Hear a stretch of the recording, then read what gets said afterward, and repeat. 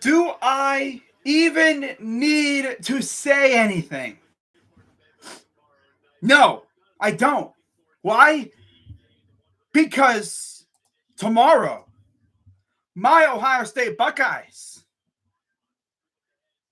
will hit the field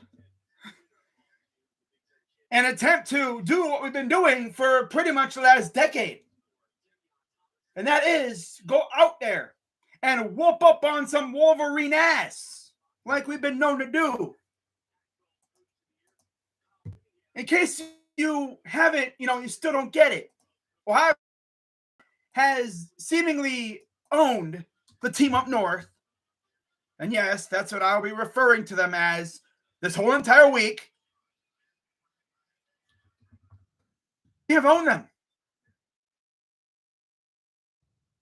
And there's nothing else I need to say. You want to know how much we've been owning these bozos? How long? Try, when is the last time they really beat us? Well, they beat us in 2011. That was the year after the tattoo scandal when we had guys giving away memorabilia for tattoos. That's the only time they could beat us. Before then, it was all the way back in 2003, again, in Ann Arbor. They haven't beaten us in Columbus in almost 21 years. They have not beaten us in Columbus since John Cooper was the head coach. Need I say more? Ohio State has won 8 straight games against these guys. We have 6 ties. I believe the last tie came 1973. Woody Hayes and Bo Schembechler. The classic rivalry between those two. Largest victory for us, 38-0 in 1935. Largest victory for those bozos was 86-0 in 1902. But you know what's really hilarious about Team Up North fans? You know what's freaking hilarious with these guys? What's up, Clayton? Let's take a look at their national championships, shall we? Let's take a look. All right? I'm looking it up right now. Because they like to flex their national championships. Yeah, they have 11. The last time they won one, like legit, was 1948. 10 of them came in the early 1900s. Like they're out here flexing 1901, 1902, 1903, 1904, 1918, 1923, 1932, 1933, 1947, and 48. Then they won one in 1997. They also have 5 that were unclaimed, I guess. 25, 26, 64, 73, and 85. Since I was born, 1996, they've won one national championship. Essentially, post-segregation. Since Martin Luther King gave his "I Have a Dream" speech, they've only won one national championship. That's crazy. They're like the Yankees of the NCAA. They're flexing all their championships, but yet they were before even my parents were born. My freaking grandmother was something like in their teens the last time, like before 97. In 1948, yeah, she was like in her teens. It was crazy.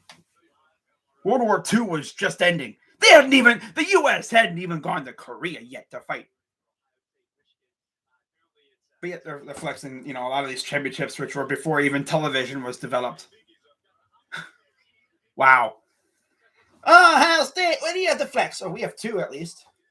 At least we've won 2 national championships, and we have a chance for a 3rd. That's another thing. When was the last time the team up north has been to a national championship? 7. Right? They haven't even been to the Big Ten title game. With how good they are, they've never been in a title game. Now, Team Up North fans are going to be, oh, no, that's not until this year. I mean, we'll see. Because I'll tell you one thing, Ryan Day and company, they remember what was going to happen last year. We were setting up to whoop their ass again last year. But they just so happened to come down with the sickness, and they were quick to cancel. They they said, no, we don't want to do this no more. We're sick. We're not feeling good. We have a case of the sniffles. And we're like, okay. All right. Now remember, before last season, Ryan Day came out and said, we're going to try and hang 100 on these guys. We might try to legit hang 100. Now, earlier, as the season went on, of course, when we'd be up by 40, 50 points, we'd call off the dogs. You'd have the second and third stringers out there. If we're up by 40 points at halftime again, Ryan Day ain't calling off the damn dogs. We saw what he did to Maryland 2 years ago when they were talking trash to us the week leading up. This dude went out and literally kicked an onside kick at the opening kickoff. Like, this dude holds grudges. He ain't going to hold back. He's going to try and score 70 on these guys. I think there's a legit chance he might do it, too. He might actually do it. Oh, Texas won? Nice. Yeah, I'm watching Fox College Football right now, and they got everybody at the big house. I expect to see a lot of scarlet and gray there tomorrow. But, yeah, you look at how the Team Up North's team is looking, and they're a good team. I'm not even going to front. They're a good team. But it's just funny because every year they talk about how, like, they're so good, and then we go out and with our foot.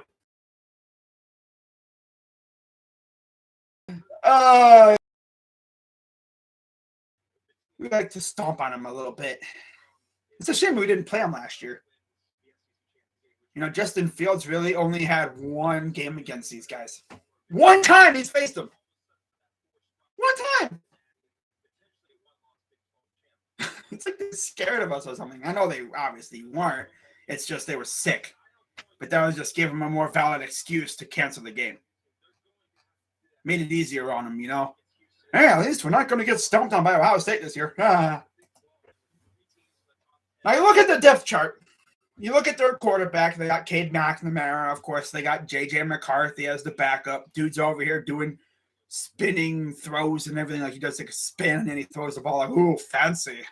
Let's see you do that in a game, though. At running back, they have Dax Hill. They have Michael Barrett. I'm sorry, that's their nickelback. I'm looking at the defense. They have Hassan Haskins, no relation to Dwayne. Donovan Edwards, Blake Corum. The running back core is nice, but I still like Trey better. At tight end, Eric All and Luke Schoonmaker. Yeah, okay. Receiving core, Roman Wilson, Cornelius Johnson, Mike Sainristil. Wait, what's the name? Sainristil? Dalen Baldwin, Andrew Anthony. Okay, cool. Now, they did have Ronnie Bell, but he got hurt. So that was really tough for them. The offensive line is pretty good from what I've heard. You got Ryan Hayes, Trevor Keegan, Andrew Vestardes, Zach Zinter, Andrew Stuber. But they're going to have their hands full with our pass rush. If our pass rush can get to McNamara, I feel like we can really just shut these guys down. If our defense does what they did last week, because our offense is going to be on point, I feel like, they're going to be ready to go. We're going to try and hang 100 on these guys. I mean, Ryan Day ain't going to hold back. And I think it'll be very challenging for the team up north to guard our receivers. But you look at their pass rushers, Aiden Hutchinson, really good. Chris Hinton, Mazzie Smith, and David Ojabo. Team Up North fans are really flexing Hutchinson and Ojabo.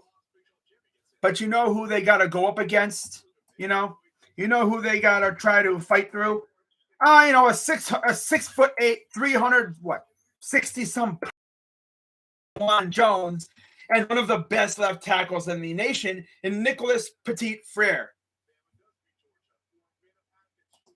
Like Ttun, they made a blanket for him. That's his jersey. It's essentially a blanket. It could be, if I wore his jersey, it would be a dress on me.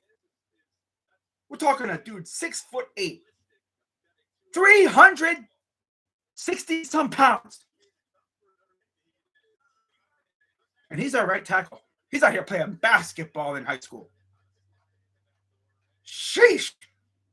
Okay, I like that. I like having that guy as my right tackle, protecting CJ Stroud and opening up holes for Travion Henderson, who's only a freshman, by the way, in case you forgot. But yeah, Nicholas Petit Frere, he's damn good. It's going to be sad to see him go, but he's going to probably be a really good tackle in the league. He's a redshirt junior, so I think he's done for in college after this year. Thayer Munford's a senior. Like, literally, Ttun Jones, I'm pretty sure he'll be back. But then you look behind him, we got Enoch Vahmahi, who's a redshirt sophomore. Okay, cool. Matthew Jones, redshirt junior. Donovan Jackson, freshman. And then Josh Fryer, who's a redshirt freshie as well. Yeah, Team Up North is going to have some major issues trying to guard all our weapons, especially Wilson and Olave. Last time we saw Olave against these guys, he killed them. Wilson, of course, coming off another monster performance against Sparty. It makes sense if he went off this week, too. But don't sleep on my guy, JSN, though. Jackson Smith-Njigba. And by the way, if you are wondering, his brother plays baseball. The Pirates. If you see that name, if Steele Jackson or any of those guys are watching this somewhere or whatever, the Pirates have his brother in their farm system. So yeah, when you see Smith-Njigba, that's Jackson's brother, I'm pretty sure. Yeah.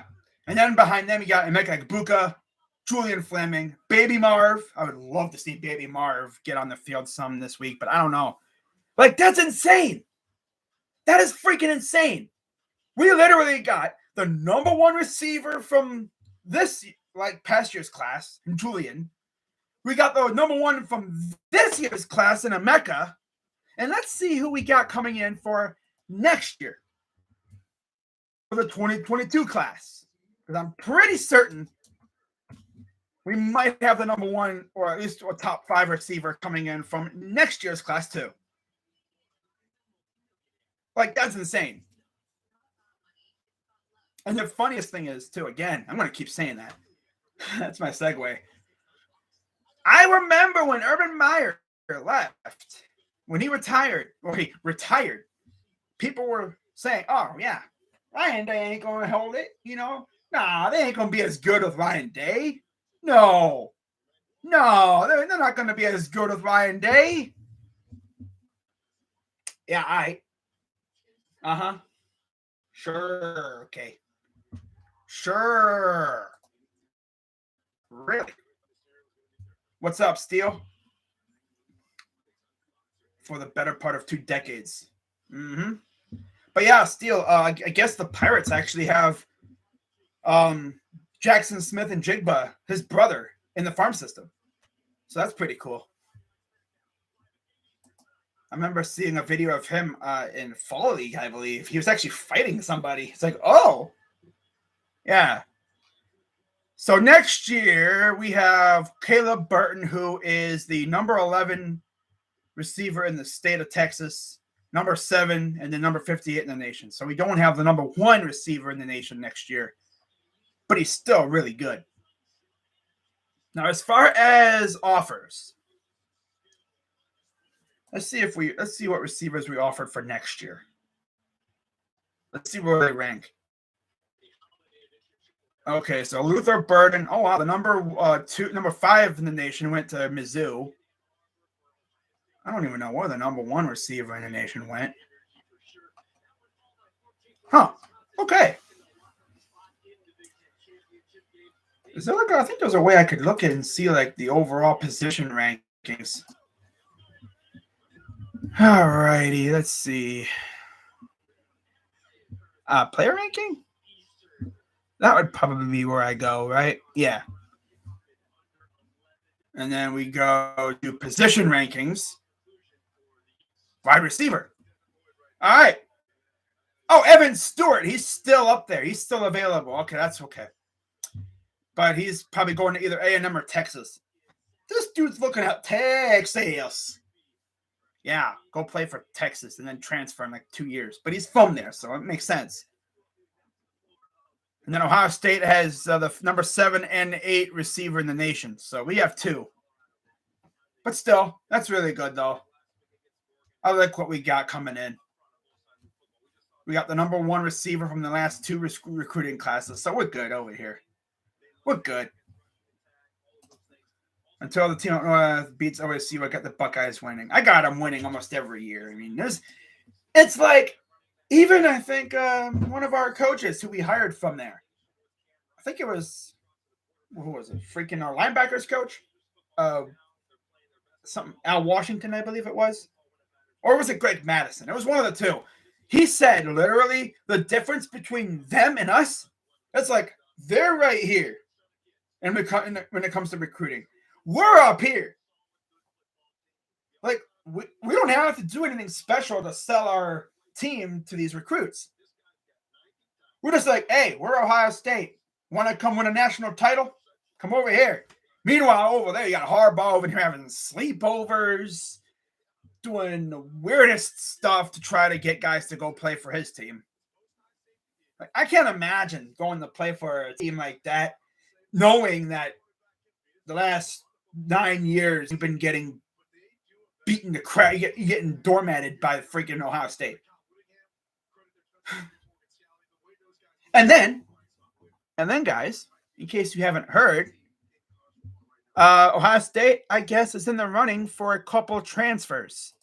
Elias Ricks, corner with the LSU, he's trying to transfer, and I guess Ohio State is there. And then, of course, a quarterback from SC is transferring, I guess, and Ohio State's in the running there too. Now, that's going to be interesting because if we get the quarterback, Devin Brown, someone's going to transfer. There's no way you're going to have 5 quarterbacks on your team. You have Quinn Ewers coming in. He's already here. You have Jack Miller and Cal McCord, and then CJ Stroud. So, like, who's going to leave? I feel like it would be Jack Miller. I think next year it would probably wind up being, if Devin Brown does come here, that's what it would be. It would be Stroud, McCord, Brown, and then maybe Ewers. I guess. I don't know. But yeah, Eli Ricks is on the block. Immediate eligibility? Really? I don't think he'd be able to play like tomorrow if he committed here. I think he's out for the year, so I don't even think it matters. But yeah, he'd be good for next year, though. That's for sure. Trying to see who else. Let's see about Ohio State. How many players did we even lose to the freaking transfer portal this year? I think we lost a few. Kevon Pope, that's right, he transferred. Yeah, he's transferring. Dallas Gant transferred. Because, yeah, Kevon Pope, he transferred, and the funniest thing is, he was literally playing in the game, and he's like, I'm done, and he walked out because he wanted to sub in and got waved off. Oh, Ryan Jacoby transferred to Pitt? I didn't even know that. Wow. This whole entire year, I did not know he transferred. I didn't know Ryan Jacoby transferred to Pitt. Oh, okay then. Nice. Hope he balls out there. He's a tackle. I haven't noticed. Now, if I would have watched a Pitt game and I heard his name, I'd be like, oh, damn, Ryan Jacoby transferred? Sheesh, okay. I mean, there's a lot of reasons why people transfer. You know, family, no playing time in the case of Jameson Williams. Like, I'm not going to rip on – I know there's a lot of Ohio State fans who would rip on recruits for transferring. For me, if you have a legit reason, hey, that's cool. Family. If you're not getting playing time, that's all right. Cool. You want to get yours, Jameson. I see you. This dude said, Ohio State fans disown me. Oh, okay. So us wishing you luck at Alabama is disowning you? I mean, we were showing love. I don't know what you were talking about, Jameson, for real. But, like, Tate Martell. This is the prime example of just being a loser. He's the guy I probably won't show love to because he came in thinking like he was going to be our starting quarterback. Okay, cool. Justin Fields transfers. What does this dude do? I'm leaving. Bye-bye. It's like, you're not even going to compete with Justin? You're just going to walk out like that? And then every year, it seems like he's transferring somewhere else. And now I guess he's a tight end.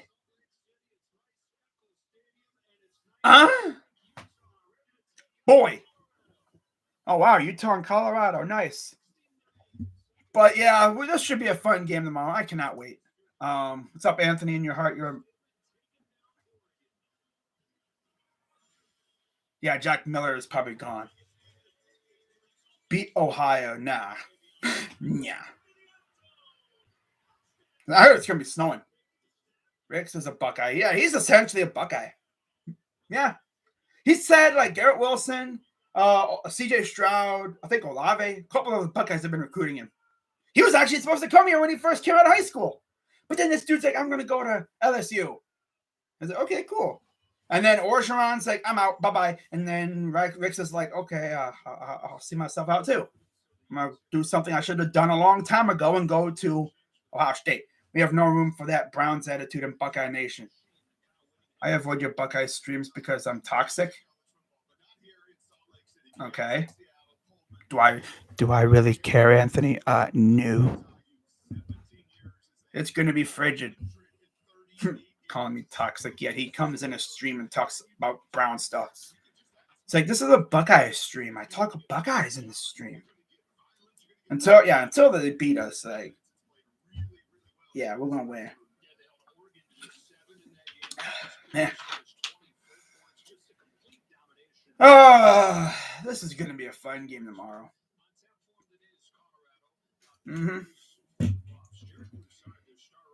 Quick check. Wait, what happened?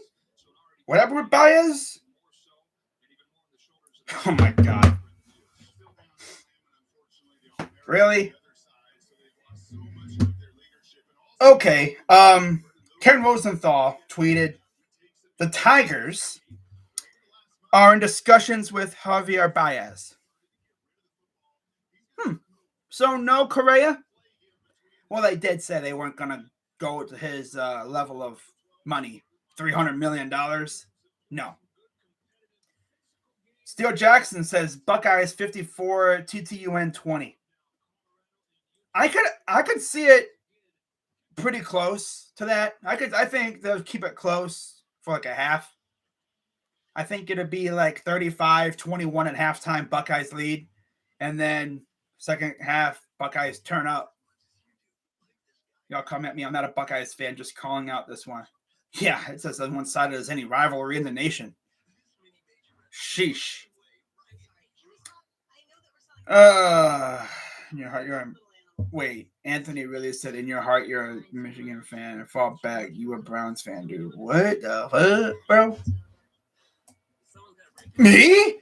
A Team Up North fan? That's so funny. Oh, Anthony. The eternal pessimist speaks again. Gotta love it.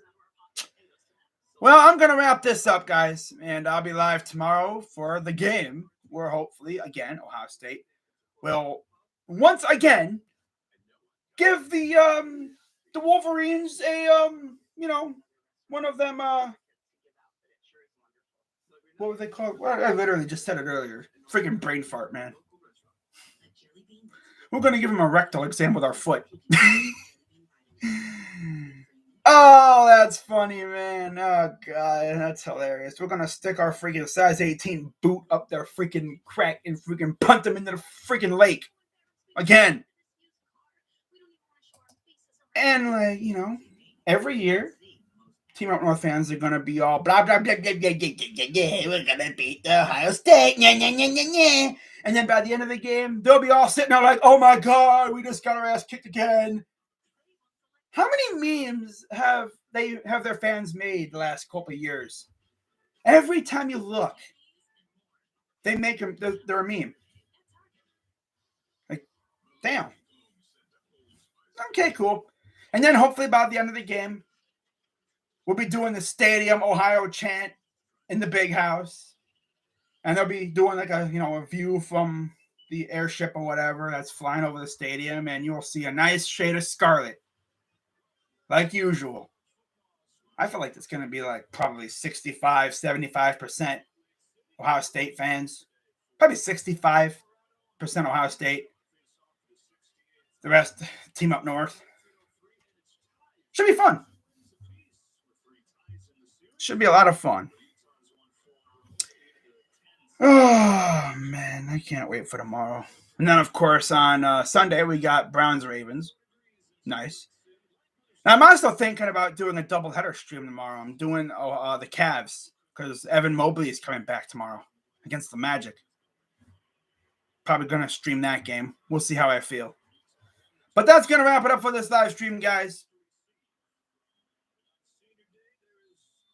A loyal Baker Mayfield fan is all he is. We don't want his kind in Buckeye Nation. He must be a West Virginia Mountaineers fan.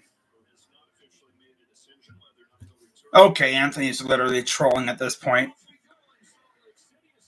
Yeah, I'm a loyal Baker Mayfield fan, which is why I've been a Browns fan since before he even got here. Now, if we would have had Josh Allen, I would have probably been doing the same thing for him. I'll say it one more time. This ain't a rivalry. No, it's never been a rivalry. Yeah, Anthony's trolling. He's lucky I'm not going to ban him. He's trolling at this point. All right, I'm going to head out. See y'all tomorrow for the game. Can't wait. Let's get it. I'm Crazy Dog. Let's go, Bucks. And I'm out.